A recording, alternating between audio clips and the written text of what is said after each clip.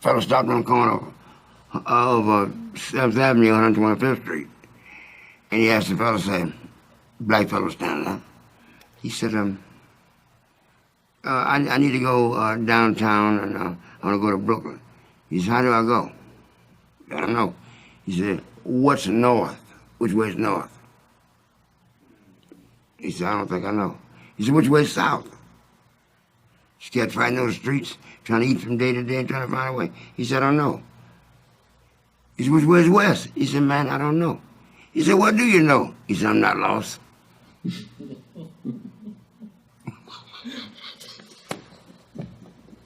That was deep.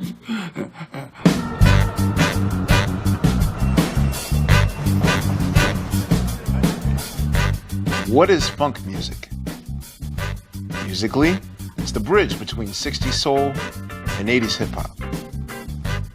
It is an essential and underappreciated musical movement. Funk was born in the middle of America and spread east and west like a fever. Funk is discipline. Funk is freaky. Funk is spacesuits and Egyptian iconography. It is huge afros and crazy colors. It is Afro-futuristic, and it's always fun. At its core, funk is the expression of an idiosyncratic, creative, and visionary community of music makers. My name is Ahmir Questlove Thompson, drummer and leader of The Roots, and we're going to go on a journey back into time throughout history, through your funky emotions, as we go finding the funk.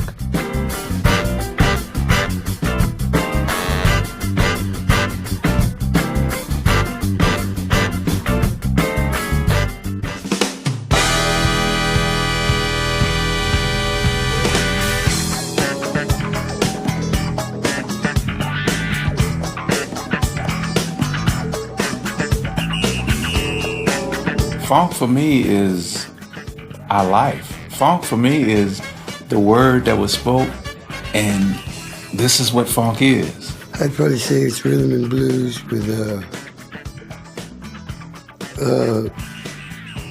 people that couldn't cuss, but they wanted to. It sounded like they wanted to cuss. It's black rock and roll. It's when George said we have returned to reclaim the pyramids. That's what that represents to me. Funk has a lot to do with the booty of music, which is like the backbeat, the dark keys, the pulse, and the thump of rhythm. But if you have to try to tell somebody, you have to start using words like syncopation and stuff like that, or makes you dance, and it doesn't do it justice. We know it comes from the Congo, Lufuki, which means bad body odor. So what I love about some of these black musical terms like jazz, there are all these curse words or these obscenities that are derived from other languages applied to black culture. And what we do, funk is like sonic chitlins. We work out all the nastiness and the grease, and we take it and process it and make something out of it, something bad, body odor, into something beautiful. So you saw Africa writ large in funk music as a sound collage of the best of black identity. Funk is the ability to make anything yours. The root of all of the music comes out of New Orleans, but because, you have the serious sounds from jazz and early rock and roll coming out of New Orleans, and the tradition of dance in New Orleans, there's nowhere else to go but the funk, especially with the second lines and the rhythms of New Orleans.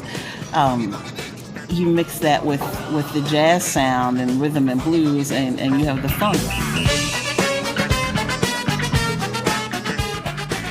Being in those marching bands from New Orleans where we grew up, funk is such a integral part of the drum section. We have to constantly be on that beat with that funk, clap, goom, clap, goom. That's where really it started, just that funk rhythm. Mainly when people talk about funk, they talk about a form of rhythm and blues music that became very popular in the late 60s and early 70s. They emphasized, explosive rhythm from the drums, from the bass, from guitar, a lot of arranged horn lines, and there are many sources for where the rhythms came from. We could look at, say, the beginnings of funk. You go back to, say, Louis Jordan. from the 1940s, the jump bands that were, the post-big band era? My background is in jazz, or I should say my front ground. I first heard the word funk when I was listening to Horace Silver records. Horace Silver was using the word funky, like Filthy McNasty, some of his songs, and also Cannonball Adderley would talk about funk. And these guys would talk about that on their records when they did live recordings. So it wasn't James Brown that I got exposed to the word funk. It was like actually jazz.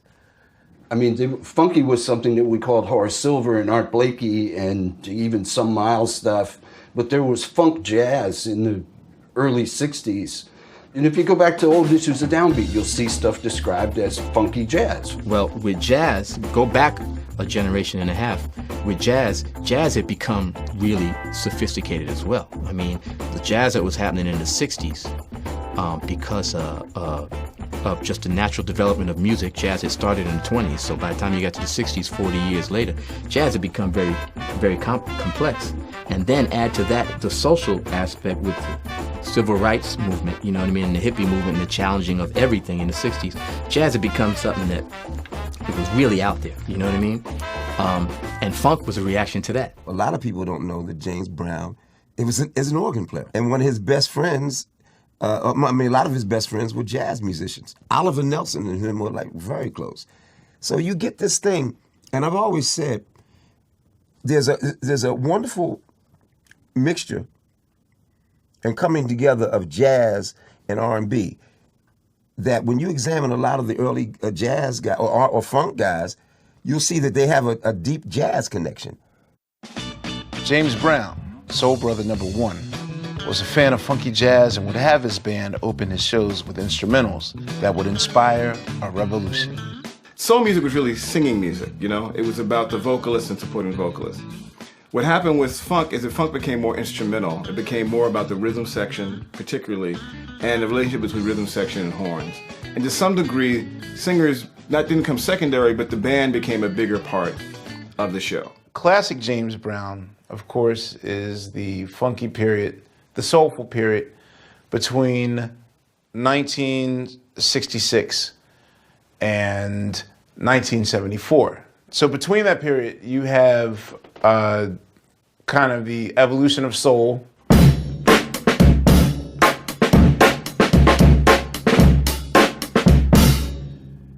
And then it sort of morphs into the beginning of funk, which is like,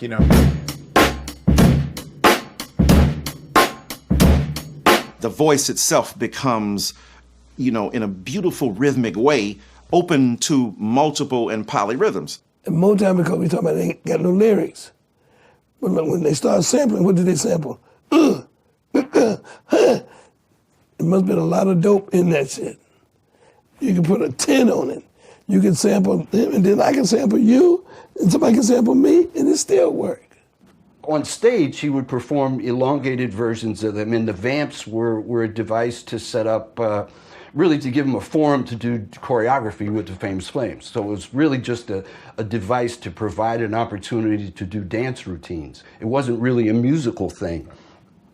But eventually that became, that kind of, the script flipped, and all of a sudden it was like, hey, if we do this with this vamp, we do that, we build it up, we break it down, and all of a sudden you've got a new genre of music. Brown's band was full of razor-sharp players who go on to have an enduring impact on pop culture, especially Clyde Stubblefield, a.k.a. the Funky Drummer. Coming from hip-hop, being an MC, when we started digging through records, the first thing really we were looking for was what you call a raw or naked beat. Whoever would guess just this little riff would then kind of become a soundtrack in, let's see, when would that have been? That would have been 1989, that Another Summer, sound of the Funky Drummer.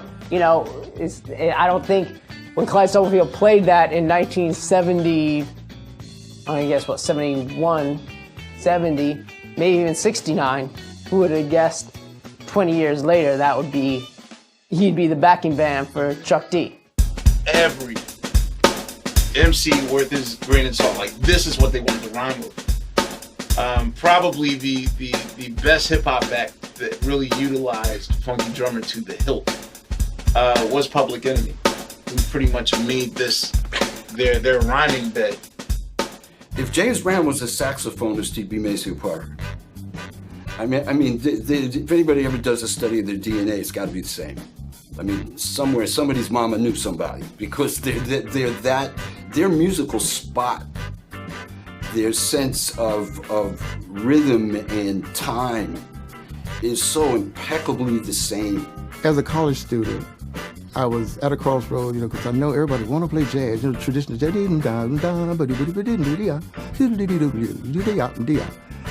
And so I opened this door, there's 35 guys, you know, trying to do the jazz and stuff. Then I opened the other door, there's about 4, and they're trying to play funky.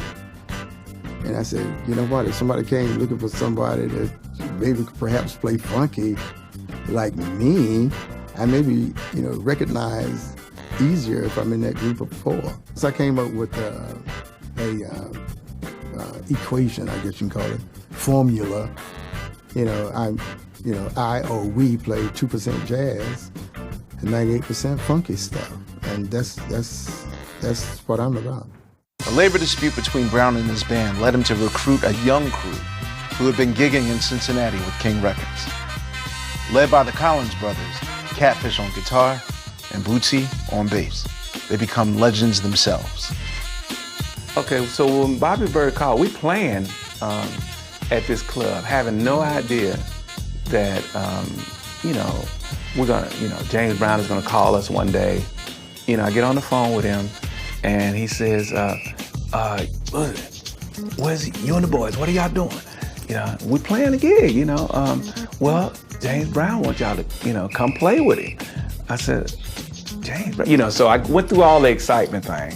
And then it was like, well, we're on a gig right now. He said, no, he wants y'all to come now. And so, sure enough, he showed up. And he had the limo out there, you know, and it's like, y'all ready to go? And he's like, I mean, we didn't have, you know, nobody packed, you know, we had on what we had on, and it was like, y'all gotta come on now. First of all, he treated me like a son. He always was, you know, you gotta do this, you gotta do that, you know, which for me at the time was really good, because I'm a knucklehead from out in the street, so, you know, that didn't grow up with a father in the home. So I needed all of that, and I kind of knew that I needed it, and if anybody was gonna give it to me, it had to be James Brown, because I wasn't going for it from nobody else. So James Brown, you know, he was perfect. He was the perfect father figure. Bootsy Collins, hard worker, Mr. Bible will verify that. Bootsy Collins was a star when he came, and I never took that away from him. He didn't understand the one, but we taught him that. Bootsy Collins, he's like a son. So when we were in the studio, he would always, it was like he was on stage. You know, he would have to show people that he was still James Brown. You know, so in the middle of a song, he would have to break out and do the James Brown, you know, and, you know, which wouldn't have nothing to do with what we're doing. I guess that was probably the most funniest thing that would happen in a session. I remember James telling me about the one, and I thought that was just, you know, at first I thought, you know, it's like, why are you telling me this? You know, because I just want to play. You know, I ain't, you know, nobody got no time for the one. Now, son, let me tell you, you got to give me the one. You give me the one, and you play all that other stuff. Just give me that one.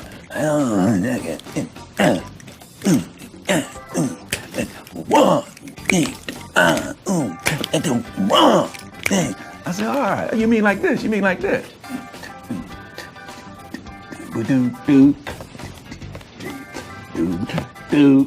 Yeah, that's it. I'm glad I thought of it. That's it.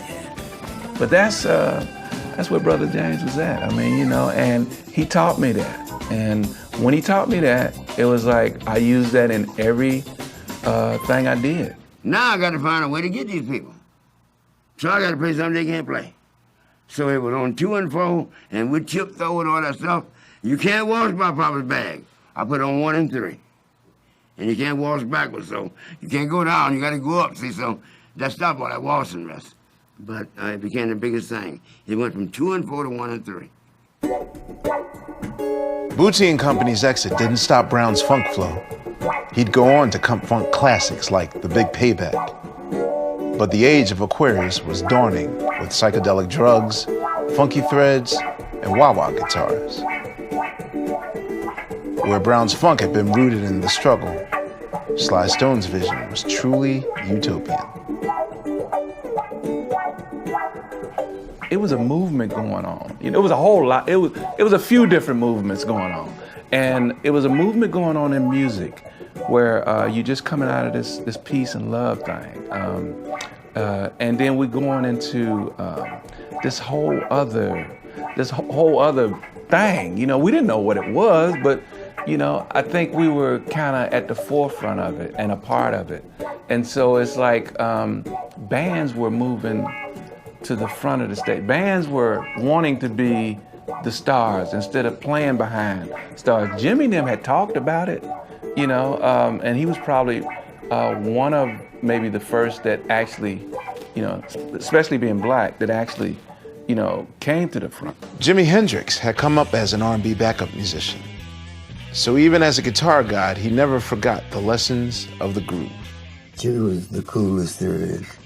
Hendrix is an R&B guitar player. So Hendrix really was steeped in rhythm and blues. He didn't appear out of nowhere. And then people focus on him being psychedelic and taking LSD, and they even focus on him being a blues musician. But he was actually a rhythm and blues musician, and he also played in, you know, in rock and roll bands. Like he played with Little Richard, he played with the Isley Brothers. He started the Band of Gypsies with the drummer Buddy Miles, who's already a star with the Electric Flag. And Buddy Miles is just, in terms of his rhythm, he's an incredibly funky drummer. When he had Buddy Miles playing the drums, he had such a heavy backbeat behind him, and so he was able to like just space out. Like to me, all of what Eddie Hazel and them was doing with Funkadelic is kind of based on that album, that one album, Band of Gypsies. So, you know, yeah, man, that was it. Like Jimmy kind of took, all this, that heavy backbeat that Buddy Miles was doing, and he took it out of space, you know? So it's like out of space blues, or blues on acid. So to me, that's the essence of what funk is really about. The funky new vibe in music was felt by jazz icon Miles Davis, who ditched his GQ suits, plugged in his trumpet, and brought in Latin percussion to create jazz fusion. The thing about Miles Davis in particular was that, and the thing that lets me know that funk is just an extension of this whole black music story, right, is that the funk never scared Miles.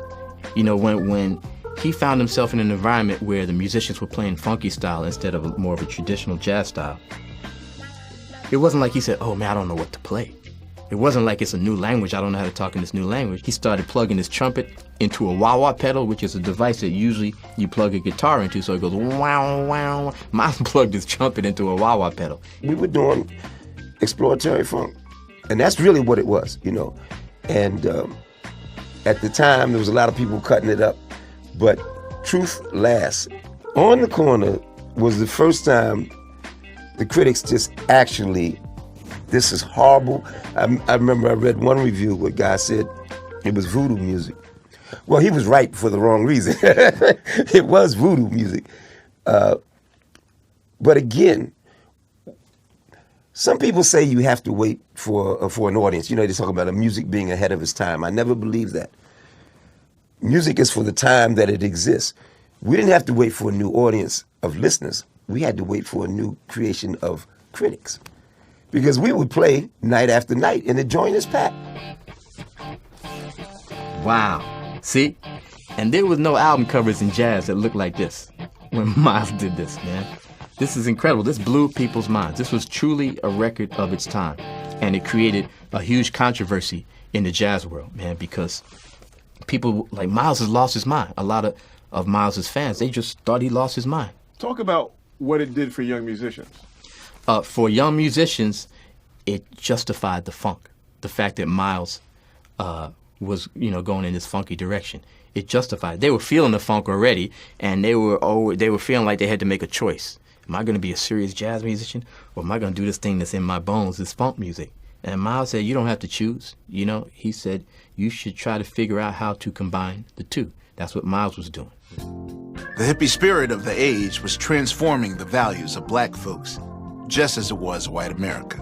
In forward-thinking places like the Bay Area, where the freak flag was flying high on the wings of psychedelic drugs and free love, a band would emerge that took Brown's funk and dressed it up in Garth's new outfits.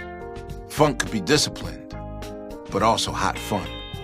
I'd probably say it's rhythm and blues with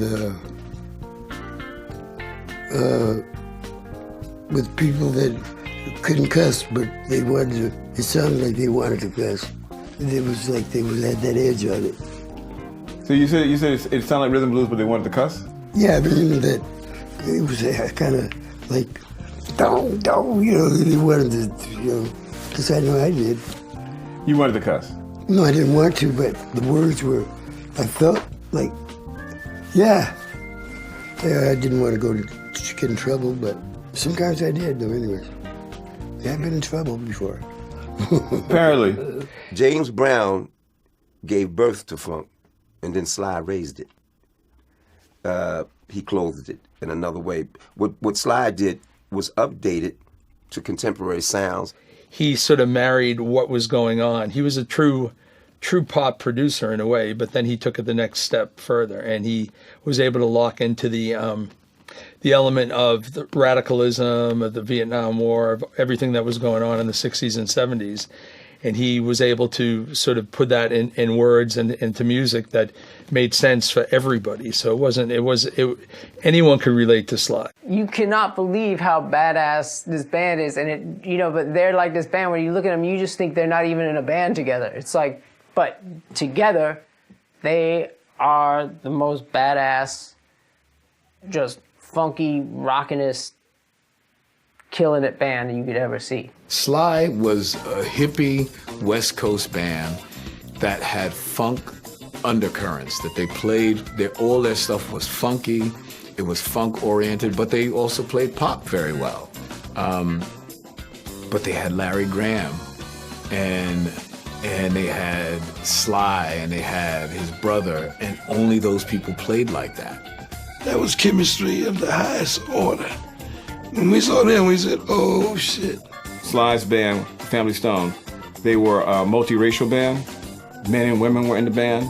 They had women that were also performing, playing trumpet. You didn't see that before. It was another freshness. They didn't have they had traditional harmonies, but they also had different voices coming in and out. Almost every funk band was affected by Sly in that way. Sly's dress. The fact that the way he dressed rippled out everyone. Everyone kind of looked like Sly. Sly was the pimp superstar daddy of the time, and everyone kind of wanted to emulate him. And they did. The wah-wah pedal distorting the guitar sound, those frenetic bass lines, those turbulent drum beats that gave birth to funk modernism. And funk modernism to me is not simply an appreciation for how the music had to be ramped up and had to be so so polyrhythmic and syncopated, but it was also about the themes, talking about urban existence, talking about stuff that polite R&B music would never touch. Sly's another one that can think it. He can write it out. So he was able to do the hot fun in the summertime, a real clever pop song, but he could also turn it over and do simple song. And thank you, and be funky as James or us or anybody else, and still have slick ass puns or one-liners. Holy shit. Now, okay, yeah. Now this is, to me, this is the ultimate funk unit ever. Number one, hands down. If I were, if we had a chart system, my number one funk unit of all time, this is them. With Gregorico and Larry Graham. This unit was just ridiculous. This is definitely the record of all time. And yeah, this was the one, and let's see. Yeah, Stan, Don't Call Me Nigger Whitey, I Want to Take You Higher. somebody's watching you sing a simple song, Everyday People, Sex Machine, you can make it if you try. That alone, this record alone, he didn't have to do anything else ever. And this record would have stood up to everyone else who's ever made music. So, genius record. And the blueprint, man. Sly. The blueprint. I look at this album and I see why I'm sitting here. What was like your goal when you started it? Make people just get along. That's kind of basically. And I thought maybe if I had the white people and black people and girls and guys all on the stage, and we playing and we're having a good time, the audience would just have to get in that. There's just no way to get around that. That's what I thought. And I thought I was right. Yeah. I'm looking for albinos now. I mean, that's the only really legitimate minority group going on. Though he wasn't an albino bassist, Larry Graham made a unique place for himself in human history just by using his thumb. Larry Graham was Sly's bass player when Sly first hit it, you know. Larry, he was a guitar player, so he really didn't pay attention to like traditional bass technique. And he had a gospel trio with his mom. His mom played the organ, right? And he's playing guitar, and Mom was playing the bass with her foot pedals. Pedals broke, so he bought a bass, just temporarily until the pedals got fixed. You know, so he's playing the bass. Then the drummer didn't show up. So. He didn't even start slapping with his thumb. He actually just started with, just hitting it. And then the slap came out of that. And then, you have to do the thumb and the forefinger to get that octave thing happening. And then that started into the pluck, the pull off and the pluck and all that. Larry Graham is one of the most significant bass players of all time because Graham invented using his thumb to pop the strings and started plucking them. And it gave a much more percussive, aggressive sound. When we heard it in the hood, all the bass players were like, okay, what is that? We didn't know if it was a bass or a guitar or a clavinet or what is that? My boy said, hey man, can you play like that? I said, yeah, I can play like that. And I ran home. I was like, okay, let's see. I didn't leave the house, man, until at least I had like a reasonable facsimile. After massive pop success, Sly made a fateful turn away from optimism towards a dark, murkier side that, like Brown, stripped funk down to its essence. This is the, for those who do not know, this is the record cover of Sly and the Family Stone, There's a Riot Going On, which was an incredibly influential record. I mean, he had albums preceding this, like Stand, that had, Dance to the Music, that had bigger hits, maybe, in terms of singles. But this is really where I think you saw an artist that maybe you thought of as like a funk artist or a singles-oriented funk artist that made one of the most amazing albums and most important albums of all time. In my opinion, There's a Riot Going On was sort of like a reality show or an accident that you couldn't turn away from. As genius as it was, it's also very painful to absorb because, you're listening to a man's life come apart at the seams. Like, how does someone come from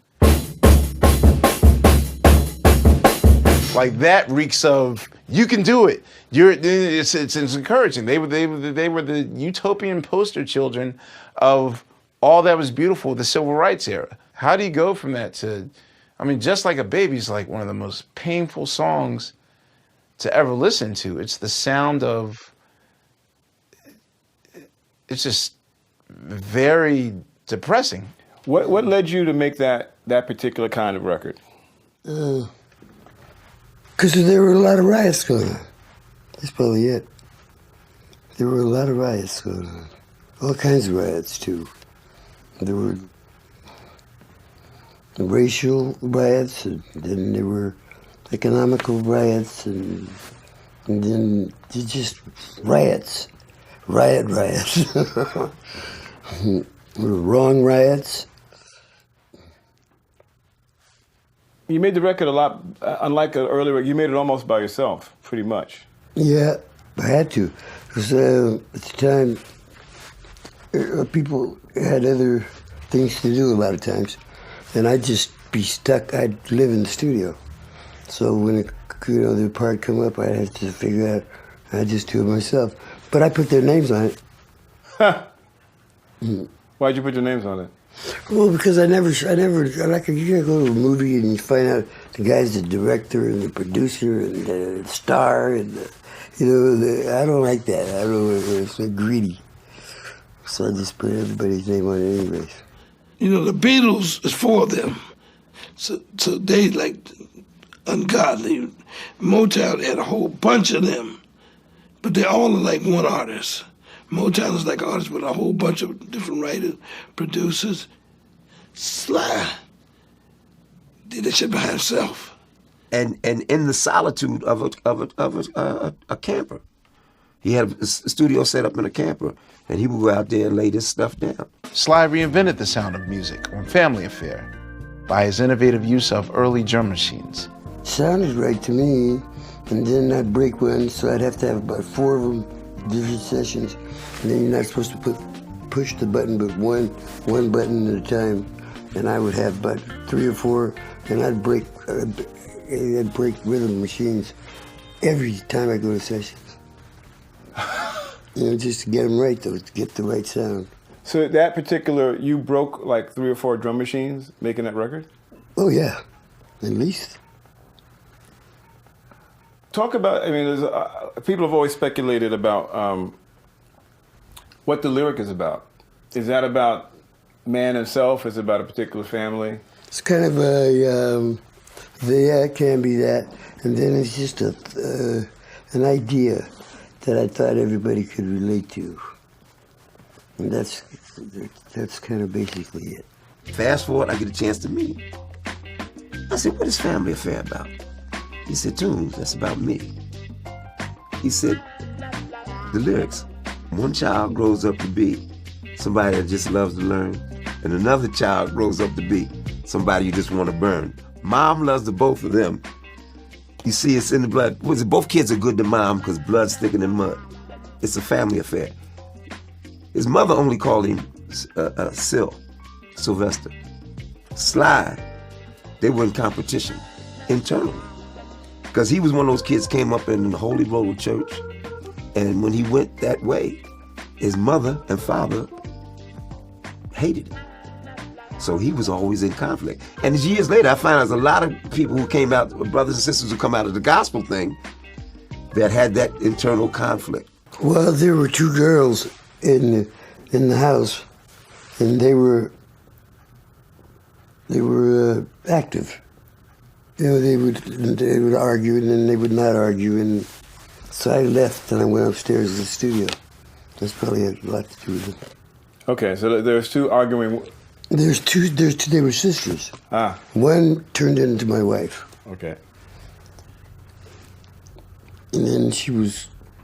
You know what I did at my honeymoon? The very night, went to the studio. On your honeymoon night? Yeah. She probably wasn't too happy about that. No, it didn't seem like it. While incredible creativity was coming from San Francisco, an unheralded new home for funk was growing in America's heartland. In the 80s, a studio band called Lips Incorporated from Minneapolis had a hit called Funky Town. It was a cute record, but it wasn't accurate. Minneapolis would make its own contribution. But the true Funky Town was in another part of the Midwest.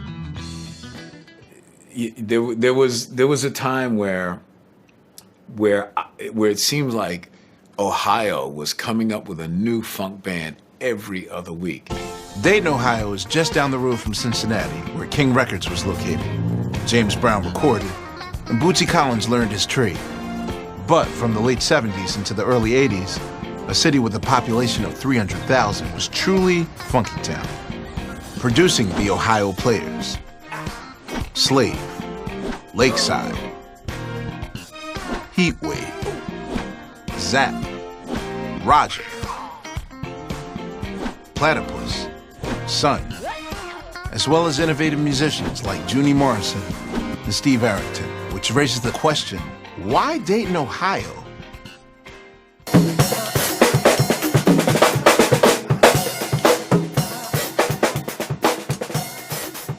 Dayton, Ohio has the highest per capita number of bands and musicians connected to the funk explosion of the latter 1970s.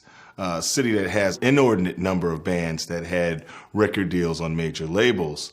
But even those bands are also, supplemented by the number of bands from that town that actually never really got record deals. I associate funk and the funk band as emblematic of a period in which relatively high-wage working class jobs, just before the ravages of deindustrialization deplete so many of these towns. The funk band is really the product of that because most of the parents of these band members worked at Delco, they worked at factories, and they had enough disposable income to purchase instruments, to afford lessons, private lessons sometimes for their children. The whole scene developed in like the basement. It was a very, centralized scene where the families between the car companies and NCR and Inland Steel, Wright-Patterson Air Force Base were making nice change. They all lived in houses, weren't really apartment buildings, so they all had tricked out basements. And they basically keep their kids off the street, would buy them whatever they'd want, and you would just go from basement to basement and just jam. So you play in a band like the Overnight Low Show Band, which was a very popular local band that constituted members that would go on to play in other groups. You were as popular as the best athlete for the school. You had a following.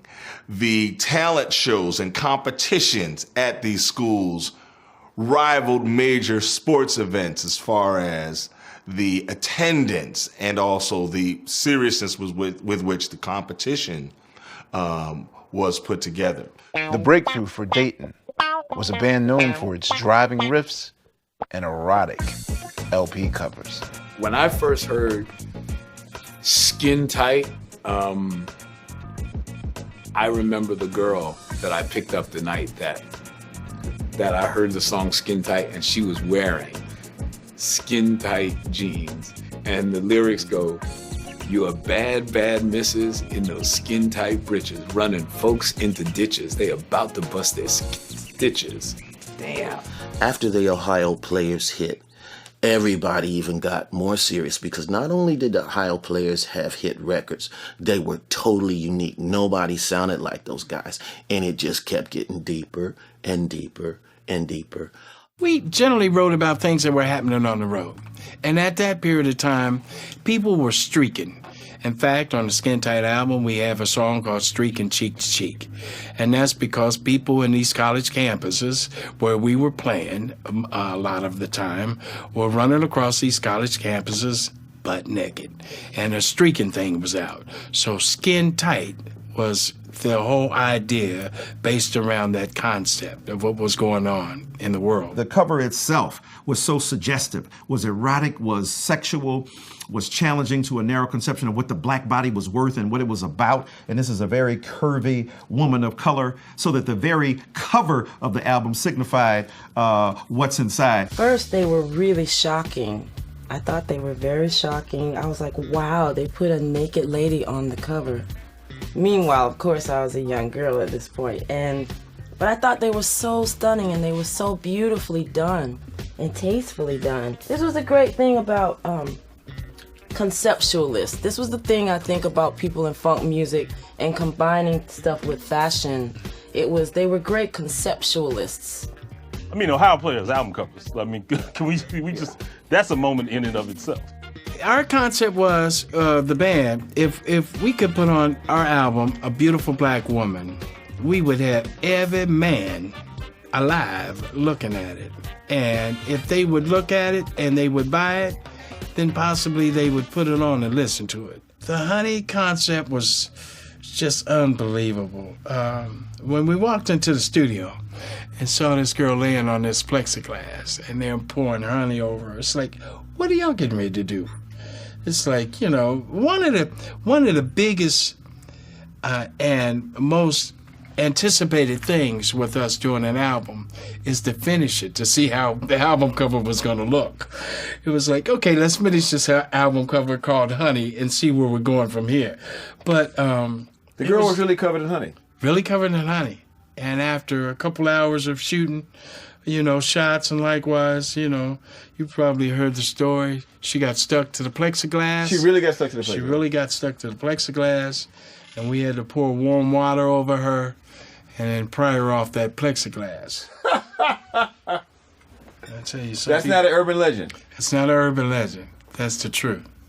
Steve Arrington, a member of Slave and later Hall of Fame, would be a funk leader as both drummer and vocalist. I think melodically, we took things in a new place as we drew from the funk of George and the guitar nastiness of Sly. We sort of blended it and added some melodic perspective of maybe a Stevie and more jazz perspectives. I never was known as a singer in Dayton, only a drummer.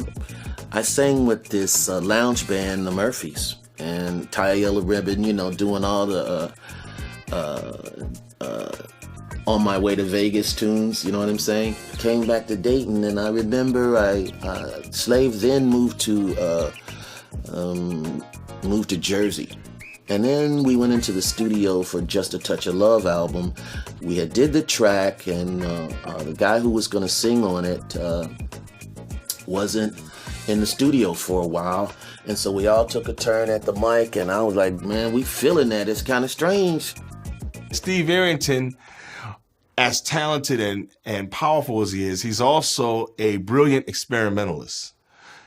He's someone that can do things vocally that are unacceptable.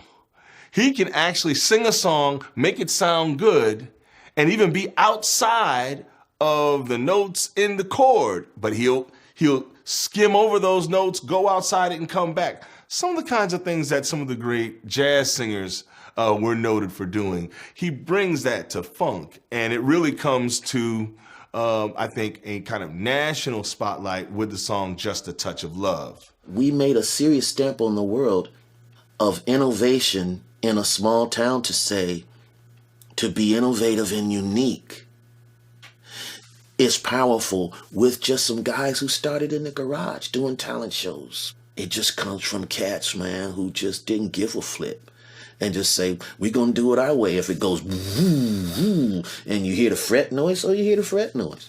Or if Sugarfoot's, ow, child, oh, girl, so what? It is what it is. You know, and I'm going, AI. You know, everybody just did their own thing. Zap, led by guitarist Roger Troutman, led funk forward by embracing technology. The technological experimental savvy of Roger is also part of the reason why the group actually ends up surviving this transition from the 70s to the 80s. So Roger was doing things experimentally with playing his guitar through a Leslie speaker cabinet to get a kind of different sound out of his guitar. He was doing those things early on. And he was somebody that learned the technologies that, as the studio became more the space for creative genius and less the live performance stage, he was able to make that transition. Guys have always been interested in like what's going to make the, you know, what kind of things are available that are going to bring novelty to the sound. So there's always been this interest in incorporating technology. There's a technology that's also connected to the development of funk music. Two things I would say. Number one, the wah-wah pedal was had a deep impact. The other thing is the clavinet. The clavinet was a keyboard that actually plucked strings and was made by Hohner. And the clavinet were the D6 clavinet. And the clavinet, you know, Stevie Wonder. I took more bounce to the house. That was the first time we didn't sample it, we just cut it and taped it together off of other song he had on the album called Funky Bounce. That little beat, that's in more bounce, I took that off. No sampling wasn't around yet. And I just taped them together till I got 30 seconds of that.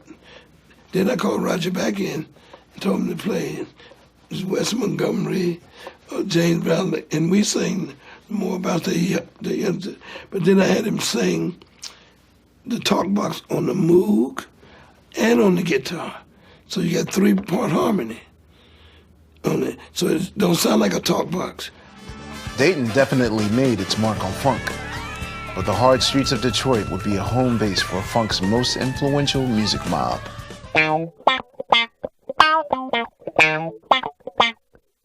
In the early 60s, a barber who specialized in processing hair was also trying to make it as a songwriter. He wrote songs for Motown in Detroit during the week and did hair in New Jersey on the weekends. His name was George Clinton. I was about to on Mondays and worked till Friday, starting in about 63. You come back to New Jersey on the weekend? On the weekend and work at the barbershop. You wrote songs Monday to Friday and did hair on? And come back and do hair. And then we got a hit record, I Want to Testify. Testify came out right at the same time Flower Child, Flower Power came out. So we got out there and got turned completely out. You know, we went to Boston and, you know, we was in Cambridge, we was over Harvard with the kids. They would get $64 to test acid. We didn't know what the hell they was doing. We was up there, we were trying to get with the girls. So you started dropping acid? So next thing we know, we was out there and all these little kids were running and laughing at us, but we was having fun with the young kids, and next thing you know, we was old-ass hippies. The old school process specialist got an afro, but his hairstyle was as much punk as funk. I couldn't stay still. I cut holes in my afros. I had moons and stars and dicks and everything designed in my, long before people started cutting those designs in there. I was doing that shit way back there.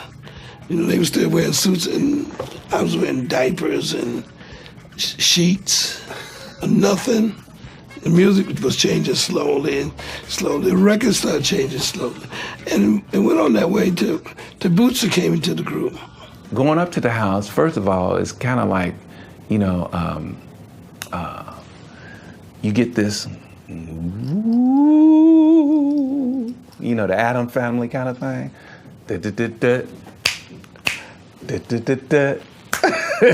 So, you know, get that kind of vibe first. And I'm like, okay, I'm cool. So I go up to the door, you know, she say, well, come on in, you know. I go in, you know, and the whole place is like dark, you know, and, you know, got the black lights going on, you know, and I'm looking around, you know, no furniture, you know, I'm saying, dang, this is awfully weird, you know, even for me, it's weird, you know.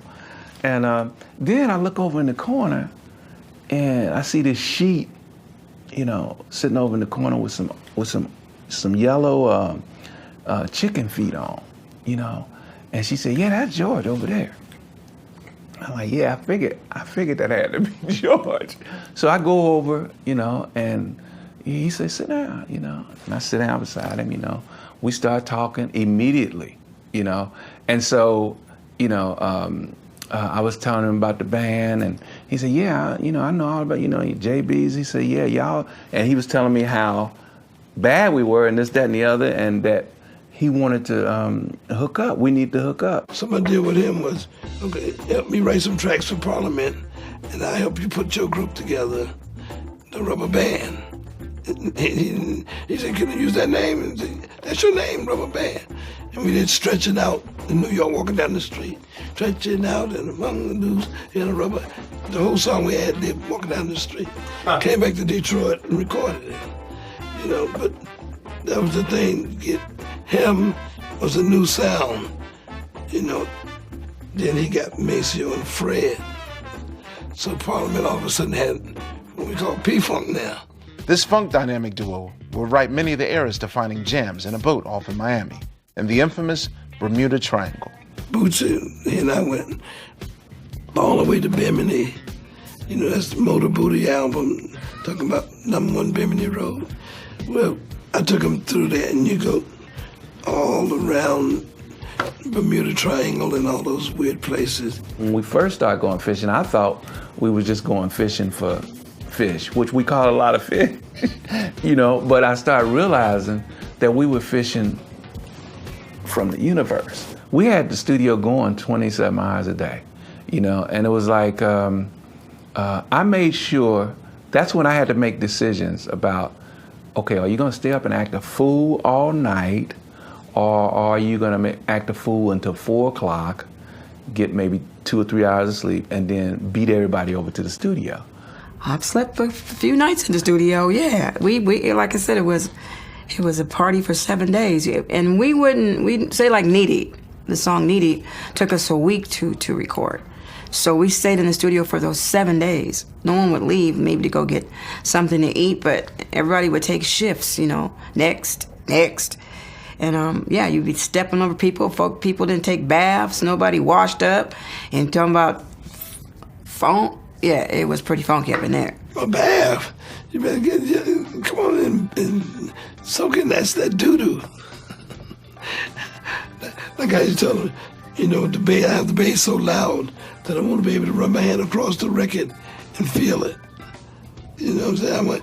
I want the funk so strong up in here when you pick up the record and say, ooh, they were funky in the studio when they made that.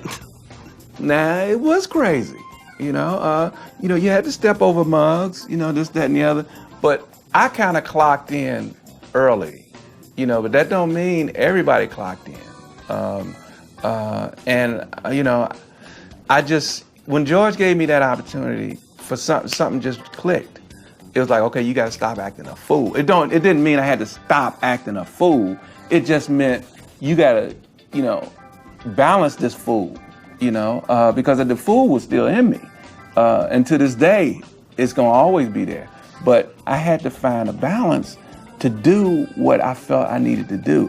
We'd all be in the studio, and someone like myself and Lynn, maybe in the corner singing, I got a string on my thing, right? And then George said, oh, I hear that song, I say it again. And we would say, when I pull my string, right? And then he said, go put it down. It would happen just like that. Or someone over on the side like Boogie might be just hitting a melody. And that simple. And then he would say, put it down. So he was the funk referee, like a magnet in the middle of this. And all these energies and music and everything would be flowing to him. Like he would be kind of hooking up to you, right?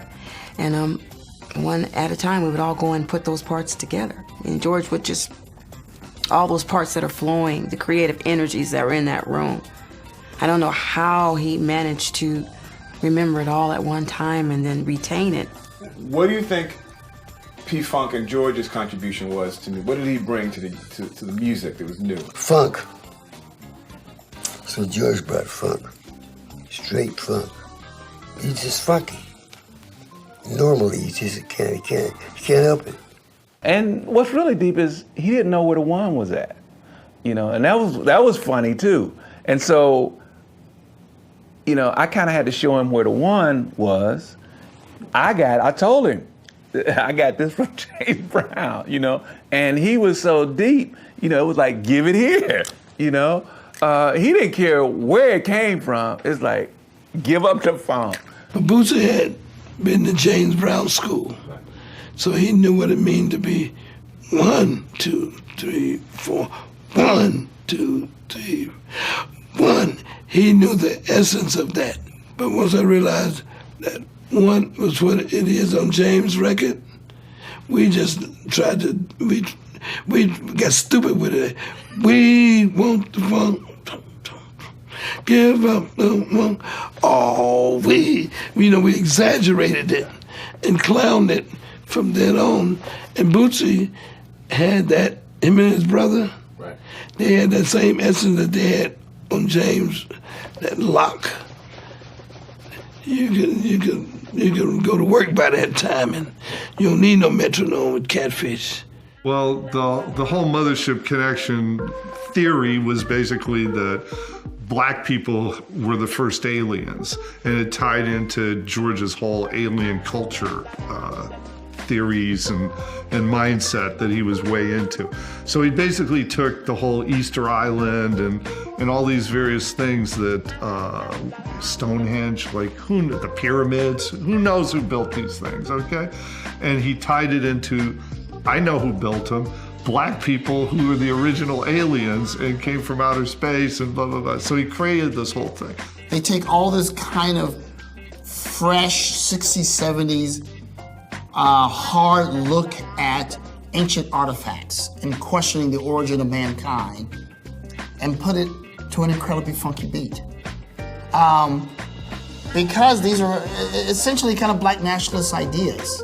You know, the idea of the Egyptians being, you know, a highly advanced civilization, perhaps with extraterrestrial ties. I mean, that's a very bold notion. And at the same time, black folks are reclaiming Africa. And all that goes into what becomes P-Funk. At the same time, P-Funk is clever because it's a way to celebrate blackness without saying the word black. A lot of what happened with funk was high concept. Certainly the ultimate was the mothership connection. The whole idea of a new consciousness that would be arrived at through music was a big kind of organizing principle that showed up again and again. In my case, you asked me what made me go that deep into it with Digital Underground. I didn't think about it. I just am a product of it. I'm a clone of Dr. Funkenstein. That's in me. You know what I'm saying? That's in me just as much as Check 1 2 1 2 is. So I can't help it. That's just how I think. One Nation on the Groove, Free Your Mind, Your Ass Will Follow.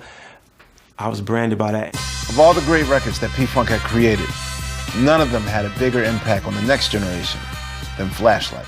Flashlight, when that would come on, that was a game changer.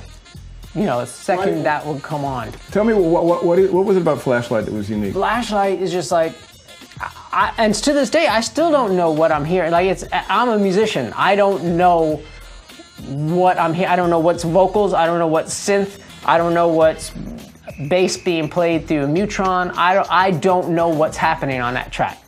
And that says a lot, you know. There's a magic, there's some magic shit on there that's incredible. Brady familiar with the harpsichord. He took classical music, so and he's got perfect ear. So he learned very quick how to play and adjust the knobs while he's playing. Because you know, the thing ain't got the Moog ain't got no notes of its own. You got to make them. Blend this, a little bit of decay, a little bit of sin. You got to shape the notes. Bootsy had this track, but he didn't want it. And he gave it, he said, George, you take it. That's what George says. So, listen to it, and everything else is me on that record, except for the vocals. You did all the instruments? Yes, except for the guitar and drums. There's a saxophone solo and vocals. I'm doing the bass line. There's two other Moog synth. So that's 3 Moogs and the strings. I'm playing the string ensemble synth. So the strings, 3 synthesizers, and the rest is vocals. When you put it on loud and you're in the high school dance and someone's had a 16-year-old and your ass just starts to move. And for the first time, they played Flashlight on the radio. And again, that electrified feeling I got when I saw the Clones of Dr. Funkenstein album, I held the radio knob for 5 minutes until Flashlight was over. And then I fell back like this. And my life again was forever changed. How could you make a record that funky? When Flashlight was out, there was parties where Flashlight would get played every other record or every 3 records all night. That was a hot record. I've only experienced like 3 or 4 records in my lifetime that was that hot.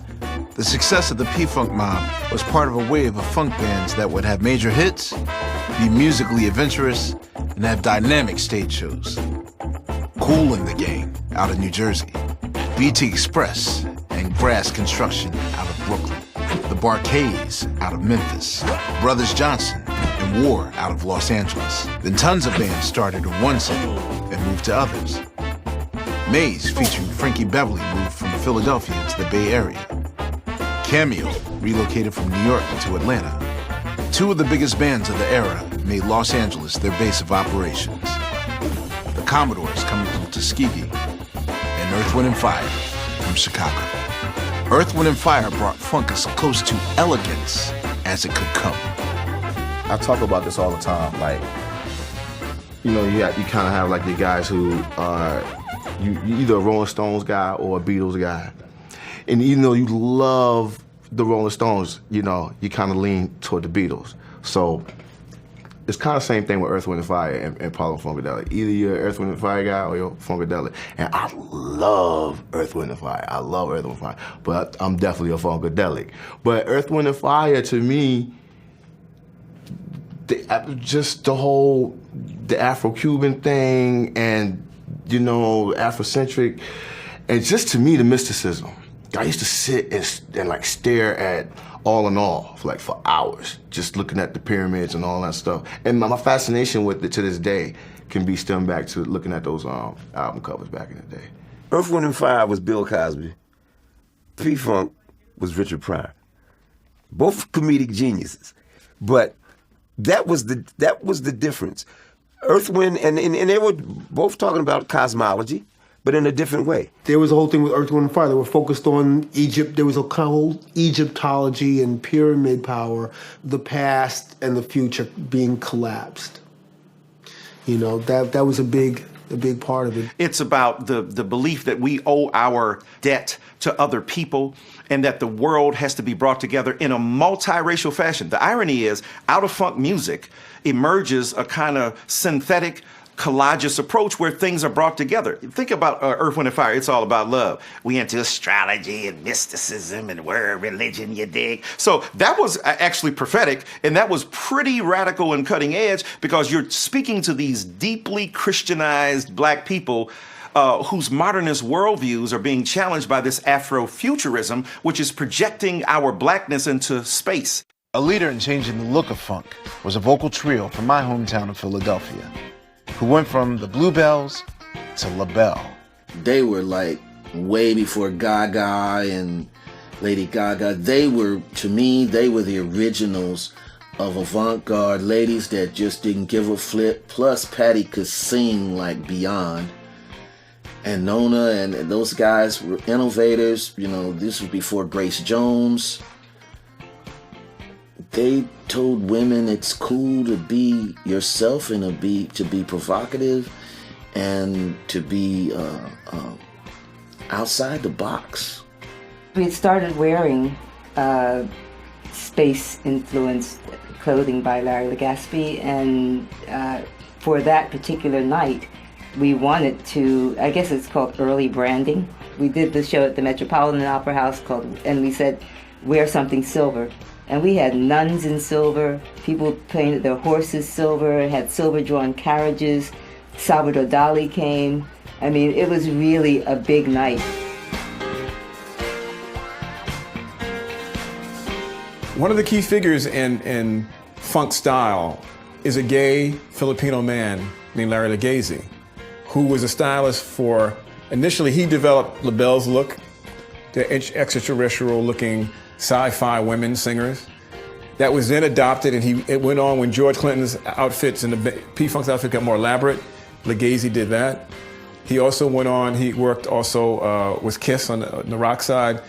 But this idea is interesting, the thing about funk, that it embraced freakiness, outsiderness. So you have a gay Filipino man who's unheralded in a sense, but who's an essential part of creating the look of funk in the 70s. They opened the door for that whole inclusion, sexual orientation, none of that mattered. It was really, LaBelle had a more coming together in a way than any other group that I remembered up to that point.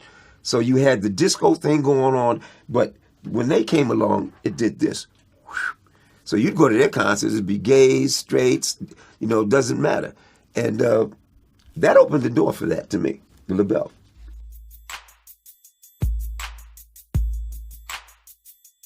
The sampling of funk beats by hip-hop artists created a new dynamic across musical generations.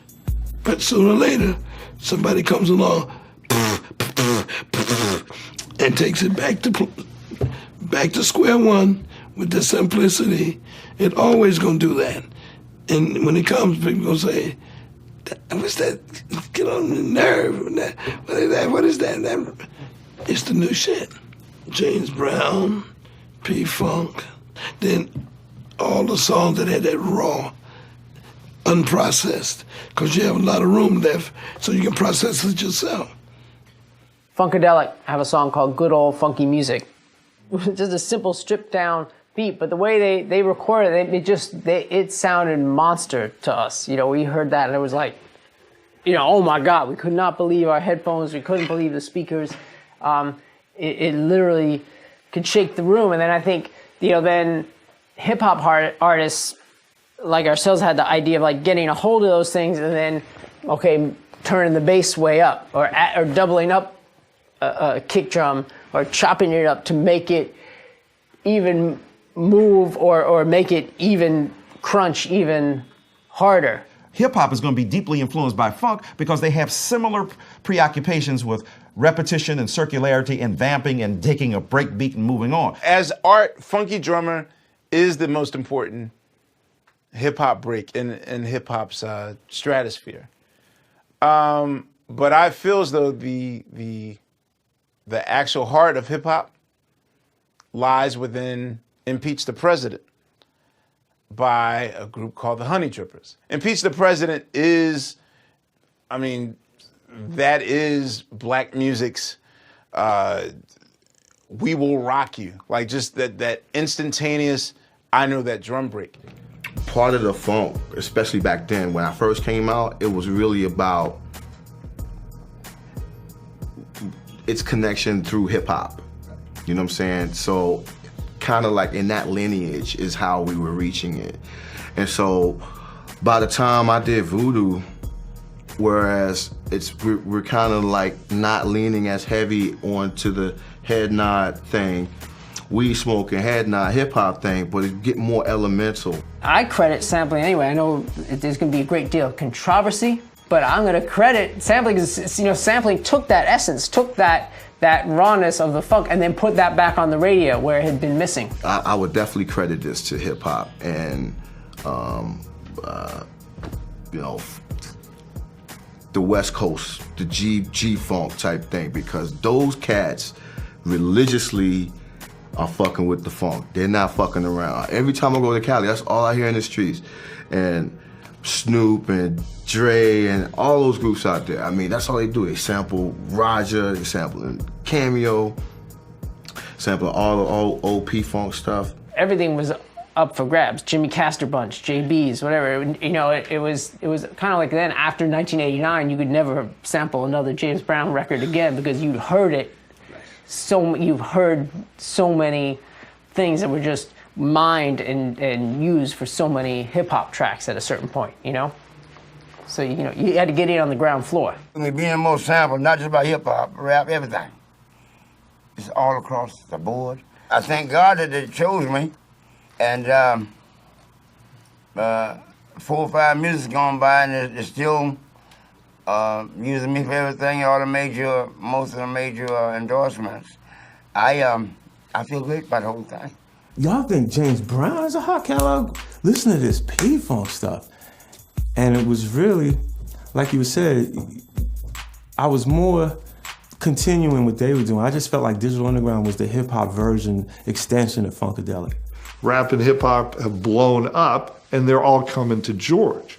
So I said, George, now what do you think about all this? And he says, remember that album, The Clones of Dr. Funkenstein? I said, yeah. He said, these are the clones. All of them. They're all the clones of Dr. Funkenstein. The sampling of funk beats by hip-hop artists created a new dynamic across musical generations. I was in Andre Harrell's office, and Puffy came in and said, Tunes, man, I didn't know you were here. He said, look, I have this artist I want you to meet. He said, because I want to do a sample of Juicy Fruit. So he came in, and it was Biggie.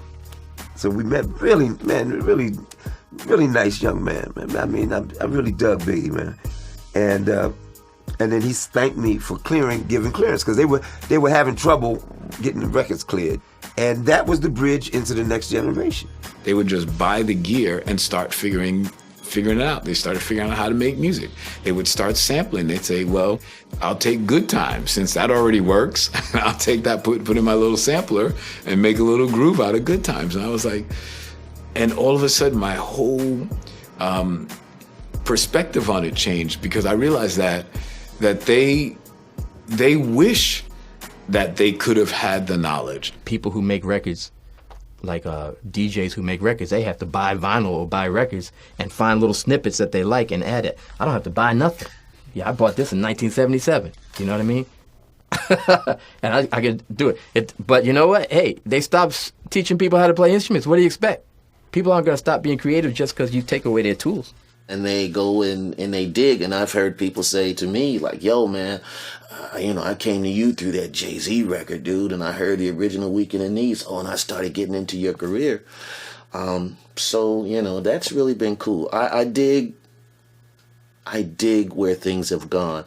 I understand the side of it that, I guess when you looked at it also, you could look at it from this direction, and that is, but, the people who made the music, our career was done. You've been sampled a lot.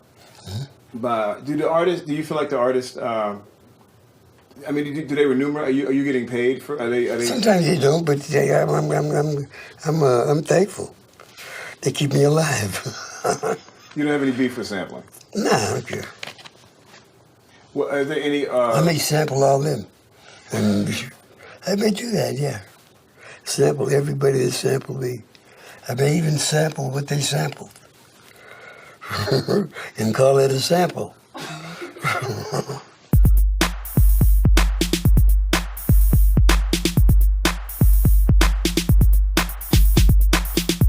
Everything in the 80s became, with technology, everyone wanted to have this very expensive sound, this big, lush, tons of reverbs, everything, big snare drum sound, everything, perfect for the radio. It's all about getting on the radio. Funk music involves jamming, and it really, involves like being in a rehearsal studio with a bunch of guys, a guitar player, bass player, drummer, brass section, whatever. That becomes, there's not, I don't know how much that just isn't around. It's also expensive to do that. Rehearsing and getting a real drummer in there with a bass player. It's easy just to program it. So that's kind of killed it off.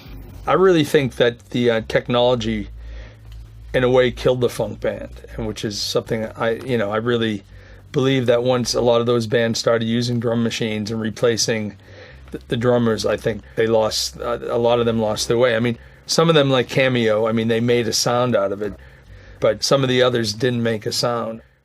What we were trying to do with Planet Rock, it was go in a different direction, which was something we wanted to take the European thing of Kraftwerk and bring it to the Bronx. So basically, it wouldn't have worked with a drummer, because that wasn't what the sound was. We wanted something very precise, very clean. They weren't really interested in anything but the funky beat, the break. And that's why when we went to do Kraftwerk, when we went to do Planet Rock and we used the Kraftwerk beat, it was very specific that they wanted that beat repeated over and over. And a drummer really couldn't get that, I don't think, that it's very difficult. All the drummers, they were calling me, oh my God, aren't you scared? We're not gonna have a gig. I'm like, no. We just incorporate the drum machine and we find that space, and then find where we can incorporate technology with what we do live with drum machines. You gotta figure it out. So I think it got to a point where some people couldn't afford to bring out these bands, and after a while, if they weren't selling records, it got to a point where you had to, put 5 acts on one show in order to sell the tickets. So, the economy changed. A lot had to do with it,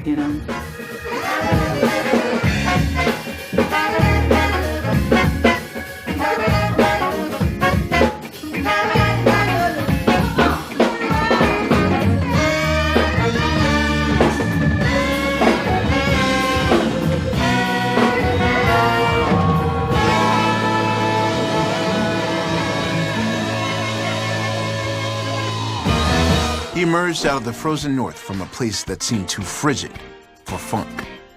But Prince would not only have massive hits, but founded a movement out of Minneapolis.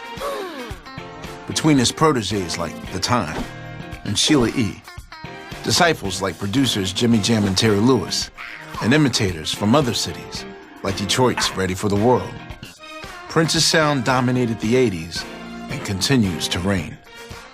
Sly the Family Stone, George Clinton, Parliament Funkadelic. All they were doing was taking black music and adding all these hippie elements to it, or at that time, psychedelic. So Prince and The Time, they were doing the same thing, except the elements that they were bringing in were new wave, new romantic, that whole thing that was going on in Europe and all that, adamant type shit, and they were bringing that into, you know, rhythm and blues and funk or what have you. So it's kind of the same thing. He's a musician who plays funk and plays it very well. Brother was brought up in Minneapolis at a time when the minority population of that city was insignificant in numbers. Real clever songwriter. I mean, he can copy and never use the same chords. He got a real good, he can do a Purple Rain if you, when it ended, purple rain, it's country western as hell, but you don't relate it to that because he put a nice Jimi Hendrix pretty tone over it on the guitar, which is really slick. He had to kill funk. And by him saying, we are a new dangerous sound, and that new dangerous sound was Chuck Berry. Their new dangerous sound was new wave, which was going back to early rock and roll. But he was not scared to make it dance music. Prince loved James Brown, there's no question about it. He loved Santana. And for all I know, he loved Led Zeppelin. Well, the thing is he created his own sound, you know, just like James and Sly and everyone else created their own sound. That sound was, if all he knew was to play, because he produced and wrote and played everything himself, well, so supposedly he doesn't play horns, so if he played keyboards, he's gonna have horn sound. He did everything himself, so that's why the sound sounded like that. He didn't kill the horns. He wanted to play everything himself, so obviously, well, I'm gonna get a horn patch, and this is what I would play if I had horns. And then when he could afford to have horn players, but then he brought in horn players and played. I mean, he's a great making of horn lines, incredible, funky. He experimented, he used different sounds. Some records, he didn't use any bass at all. That was unheard of. So he's like, there's no limit. One of the things about the way Prince recorded is that he had a unique sound to his drums. He used the drum machine, but he also used live drums. And he also used keyboards in a very kind of a way that hadn't been used before. He was a real arranger, though. He was he's a real, not just as a composer, but the way he arranged his music was very unique. Prince's funk is all about, you know, deep snares, and if he does use a cracked snare, he turns the snare off. So his thing's more about, you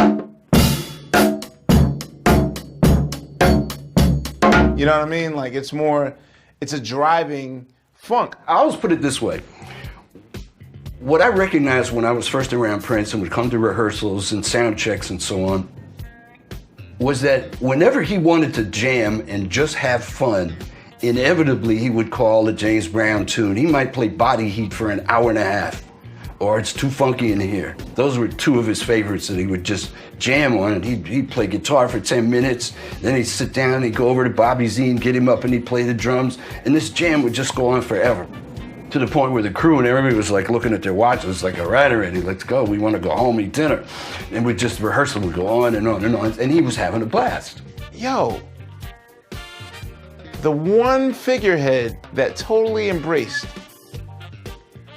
the Chitlins era of James Brown, you know, the part that no one would ever touch.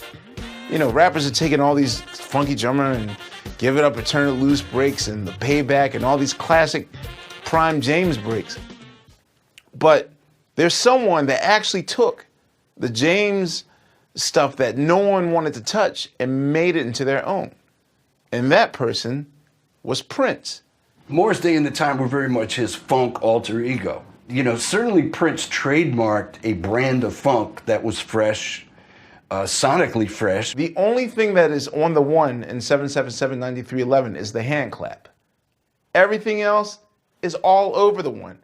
Like it's almost as if the silence of the one is the funk.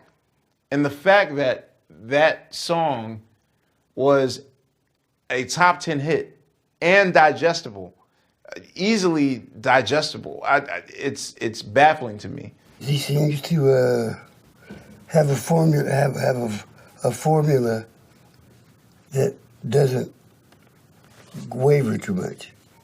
You know, it's a little trickster. He reminds me of. It's cool. Can I ask about one more person? Sure. Rick James. Yeah. Rick. Somehow. I hated that he did what he did. That's what I think. But I hated he beat up the girl. That's what goes in my mind. I hate that. He was calling me every night to come over there. Come over to that hotel. I'll tell you what he said one time, and I didn't like this either. He said, man, hurry up and write a song so I can know what to do. Yeah, but I didn't want to think that. Rick was a star. He enjoyed being a star. He had a star quality about him. He did some raw funk. He was very musical. Like that You and I joint, that's a bad track. But Rick could do it all, man. His persona, perhaps it did overshadow before it was all over with. But you can't deny the great music. That Street Life album, Street Songs. Yeah, it's right, yeah. Yeah, man. It's a masterpiece. The whole thing with him and Prince. Mm-hmm.